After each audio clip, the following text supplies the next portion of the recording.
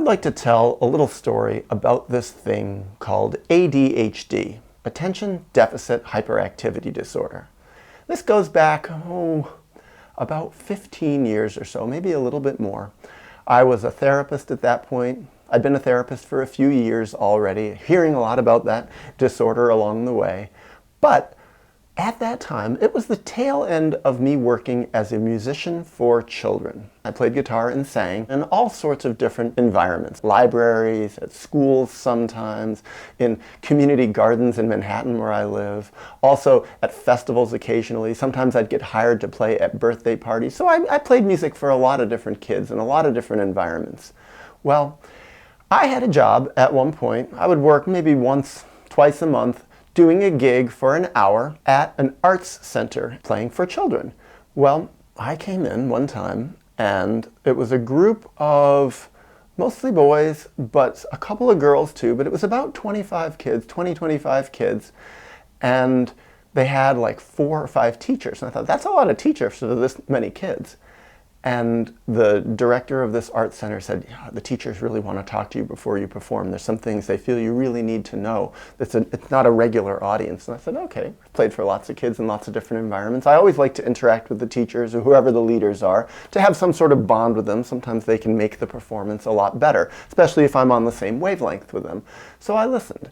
And the head teacher came over to me and she said, it's really important that you know, with this classroom, almost all of the kids in this class, it's a special classroom, have been diagnosed with ADHD. Quite a lot of them are on medication, but it's really important that you know that you can't just do a regular children's performance with them. It's really important that you make the songs very short, shorter. If you normally play like 20 songs, you should probably think doing more like 40 or 50. Well, I remember looking at her, and I looked at these kids. I looked back at her and I thought, okay, I'm going to try it, but I don't know if I'm going to try it your way, because I don't know that I buy this disorder. In fact, I don't buy this disorder, but I didn't say that. And also when I think about it, when I thought back about it then, I was like, I was a kid who probably would have been diagnosed with ADHD, Attention Deficit Hyperactivity Disorder. I had so many teachers who I didn't fit into the classroom for all sorts of different ways. So my radar went up with these little guys. And I was looking at them and thinking, how is this going to go? So I got up and I thought, let me try a song that'll really get them interested. It's one of my favorite songs for children, and children love it all around the world. They don't even need to speak English. Old MacDonald. Old MacDonald had a farm, E-I-E-I-O. Well then, on his farm he had a... Let the children pick an animal. Cow! With a moo-moo. And I do it really loud, and I really make the animals moo-moo here and moo-moo. Well, those kids came alive. They were engaged. And I saw, they all started mooing like cows, and we went on and on, moo-moo, and they wanted to do it again and again. Then I went back to the beginning of the song. Old MacDonald had a farm, E-I-E-I-O, and on his farm he had a... Well, suddenly they were engaged, and they all started calling out animals, but I always do it. I'm very fair about it. Pick the first animal that somebody says, and it was a goat. On his farm he had a goat, E-I-E-I-O with a... And the kids were engaged. Went through goat. Then we went to cat with a meow meow. And I was like, okay, let's make this interesting.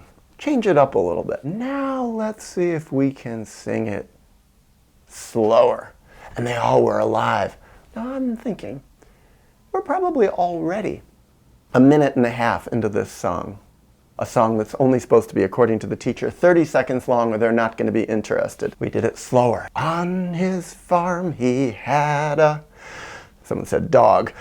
Dog. And then it's woof, woof. And everybody's woofing. All these kids, all the boys, all the girls, they're all woofing. And then I was like, let's try it again. I don't think that was loud enough. Well, that had them. On his farm he had... some of them are screaming. I was like, no.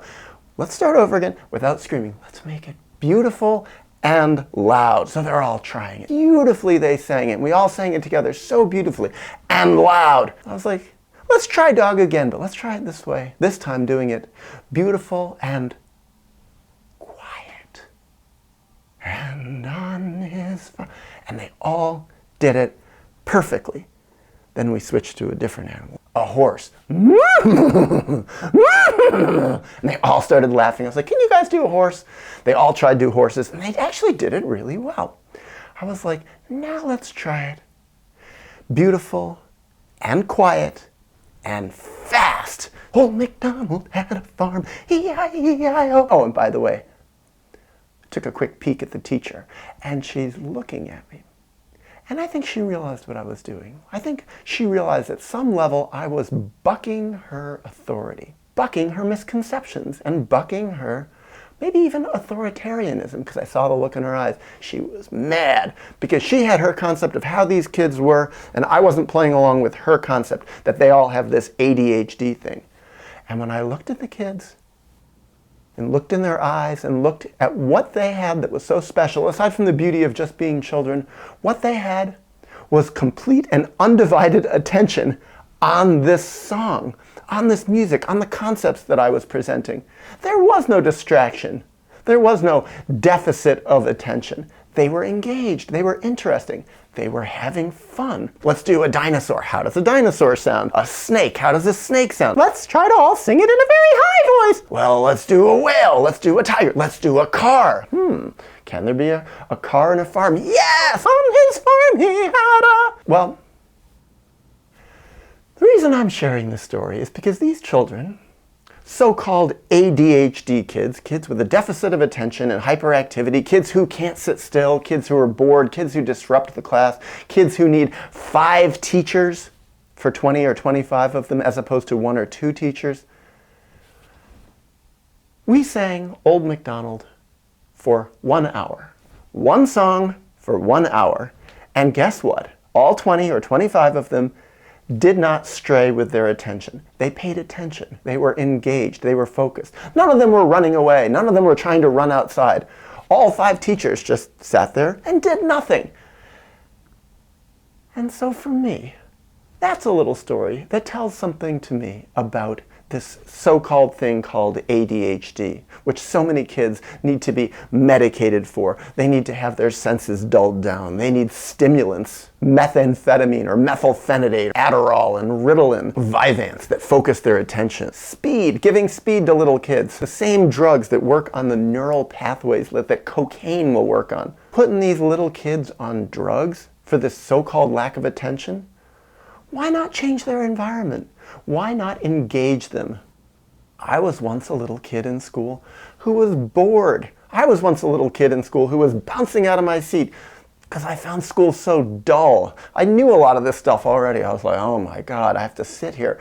And my thoughts would be wandering, and I'd look out the window and I'd want to play outside, or I'd see a bird and I'd want to wander over to the window and watch it and not sit there and listen to the teacher say, okay, A, B, C, what's the next letter in the alphabet? Or the other thing is, I think a lot of these kids that get diagnosed, they're just young, or maybe they can't follow the teacher. I remember, I heard this one. The number one indicator that a child will be diagnosed with ADHD is that that child is the youngest child in their class. There's no other better indicator than whether or not a child is going to be diagnosed with ADHD. So it's the younger kids, the kids who aren't as emotionally or intellectually developed, that don't fit into the classroom as well. They're the ones that get bored and they can't follow and their mind is wandering. Or maybe they're more creative, or maybe the stuff that is presented to them just isn't presented to where they're at.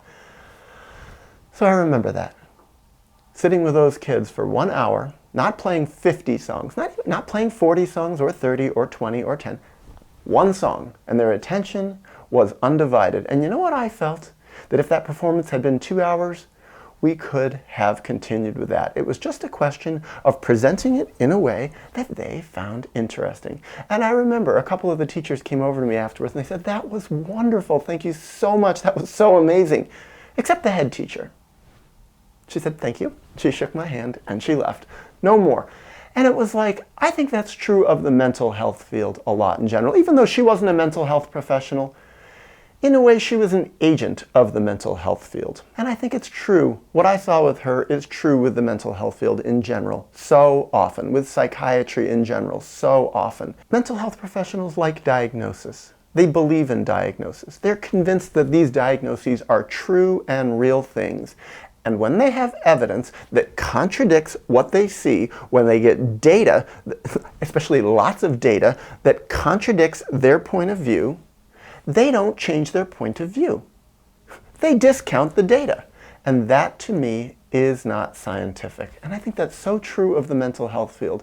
And I think it's true way beyond just this thing called ADHD. Change the situation, change the environment, look at people's history, look at their trauma, look at why they might be this way. Try and somehow create an environment for people that's more loving, more respectful, more tailored to them, more individualized. Don't just make school, make mental health, make these diagnoses be a little factory where people have to behave certain ways. And if they don't behave this certain way, then they are wrong. Then they get a diagnosis. Then they have to be medicated. And then they have two problems. Not only do they not fit in, but now they're medicated. And heaven forbid someday they want to come off their medication. It can be horrible for people to come off these ADHD meds. I've heard so many stories of people coming off Adderall and Ritalin and becoming depressed and miserable and gaining weight, and then trying to find street drugs sometimes to make themselves feel good, or other medications, or even taking antidepressants because they feel so horrible. They don't even realize necessarily that they're going through drug withdrawal. So for me, this story highlights to me the sham about so many things, about diagnosis, about the mental health field, about ADHD, and maybe about school too.